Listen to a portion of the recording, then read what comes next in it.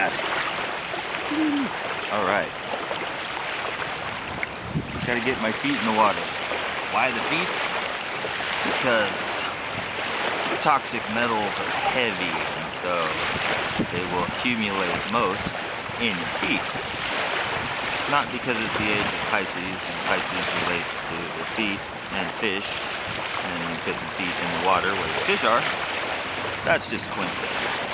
Now the toxic metals sink down there, and so it loads up after the glands and the joint fluid get all filled up. Then your body starts stashing it everywhere it can because you're breathing it. When you breathe in toxic metals, they bypass your blood-brain barrier, and they're in your blood, just like that. And the extra benefit for the dark side is that, well, the oxide on it, aluminum oxide, barium oxide, whatever, that oxide molecule looks like an oxygen molecule to our lungs, and so our lungs just gladly soak it.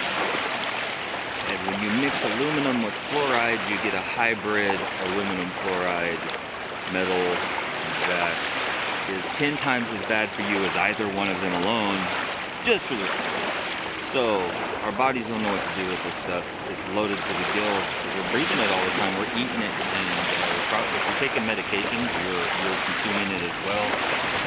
And really, the war on drugs is work, and the people who used to supply the illegal drugs on the street that were good and clean are no longer working, and it's been supplanted by drugs that are supplied by the government. So if you're doing illegal drugs, even you're loading up with stuff to the nines as well to your thighs.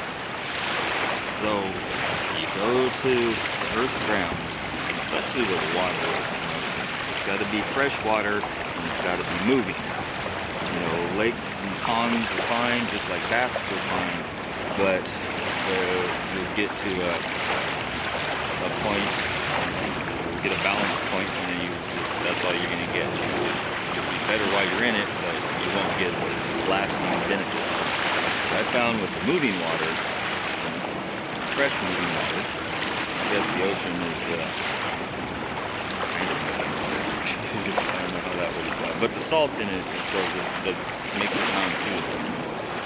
You need fresh water so that it has room to absorb the stuff that's in your body, which is these toxic metals that don't want to come out. They're not really water soluble, but they are electric. They have electric charge. Everything has electric charge, and you can't escape that. And so you want to find a way to beat this shit. It's going to be with electricity, and earth grounding is electricity. The body's electricity. Really, our bodies are kind of magnetic. That was what I was talking about earlier, the electrical static entities. I believe that my conspiracy theory was basically this. The entities are from Saturn. That's worshiping Saturn and Kronos and all that good stuff, right? I don't think we influence that. And it's a gas planet, right? Gas giant. And with like metal gases in the air. So what are they spraying in our air? Metal gases. I'm thinking it's probably Saturn and or Jupiter, or both perhaps, but more so I'm leaning towards Saturn, has metal gas atmosphere, and these entities are from there, and that's where they live. And there's lots of them, and they're super intelligent because they don't really, they're like a hive mind, so they share all their information and they don't really die. It's a big glob of them, and they try to expand, you know, a little or a lot if they can. And if you've ever seen Being John Malkovich, you know, when he finally realizes there's all these people in the back of Malkovich's head as well. He thought he was alone, and then he realizes, like, oh, all these old people are back there. He's like, we just stay here and don't say nothing, and nobody notices us. Anyway, the entities want to have bodies and can enjoy, nice things like humans have because they want that. And we are not electric; we're magnetic. So there's that, right? We're in motion.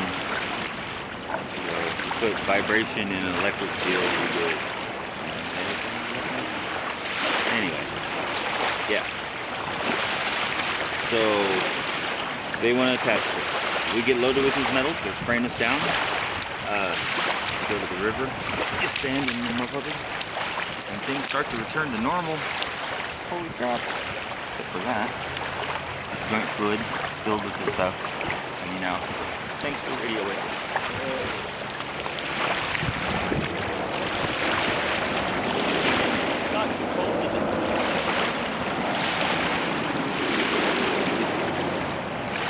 The waves,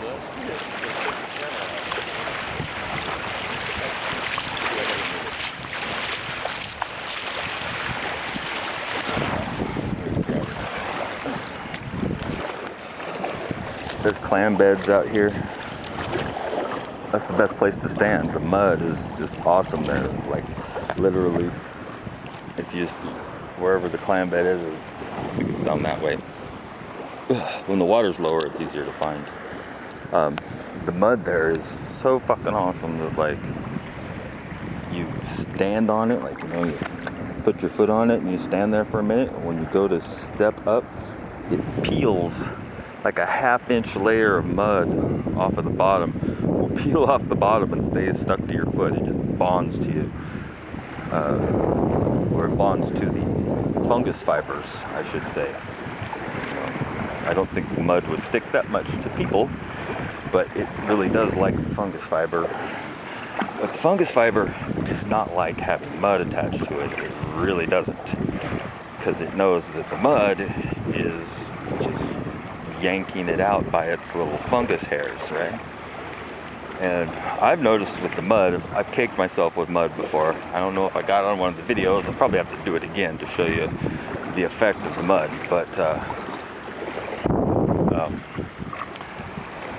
you caked with mud head to toe. I'm talking eyelids, everywhere, down there, right to your lips, everywhere, under your arms, everywhere, down to your fingers, right? I'm completely covered with mud, and then I wait for it to dry, and it doesn't dry everywhere.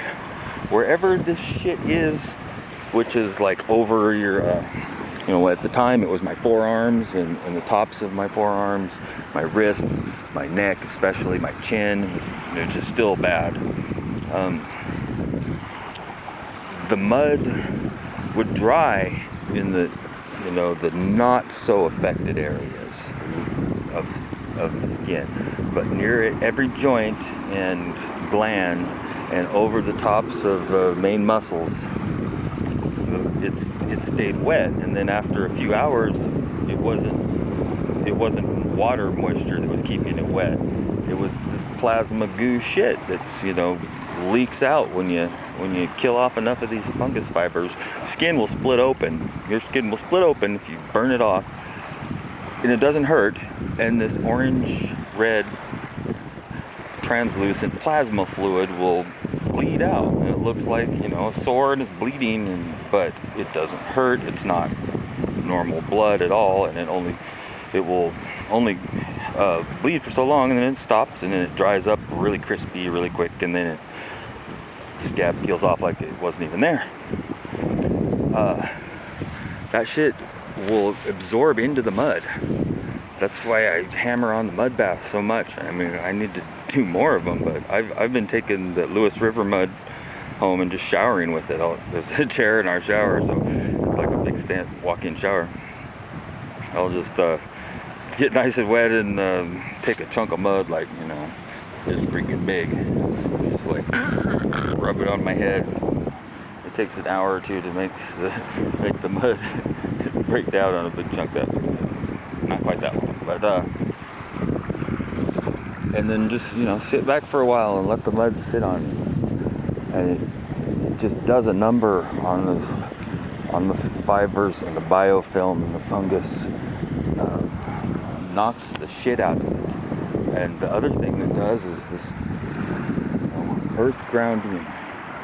This isn't the best soil, but the water more than compensates for it right here. Ideally, if you can get next to a river that's moving decent speed, like the Lewis does or the Washougal. Although this river has just got sheer volume on its side. There are a lot of electrons moving by me right now in this water. Water is energy. And they're exerting a tug. As all that volume moves by, it's like if they're all linked hands and they're making an arm chain of electrons right up to any other electrons that they want to bond to, and this crap will bond to it. And so it will pull it right through your skin, the electrical charge through your skin, leaving your skin feeling a lot freaking better and you healthier. And once the electrical charge is taken off of the toxin, your body can then process it and start, sweating it out, pissing it out, shitting it out, whatever. You got to get the electrical charge out of the toxin first with the grounding, so that the physical toxin can then be removed. It will become non-toxic, so to speak. Technically, it won't be non-toxic. It would still be the same substance, but here comes the rain. But when it loses its electrical charge, it will not be able to stay bonded to you, and your body can then deal with it. So it's, in a way, not toxic at that point, although it is considered something that's a toxin still. Anyway, here comes the plane again. See, I can't say nothing much about the planes other than fuck you and your faggot fucking airplane when I'm down here, because there's an airport across the river. So what am I gonna do? All right. They've ruined Vancouver though. The fucking airport is total bullshit. Fucking 5,000 planes a day flying right over everybody's house in downtown. Oh, that's got to be wonderful. Gosh, we went from a nice, quiet town with blue skies and lots of local food that was cheap and delicious to Walmart land. Anyway, I'm not going to dwell on it today. It's an interesting day. Seek some shelter in the trees.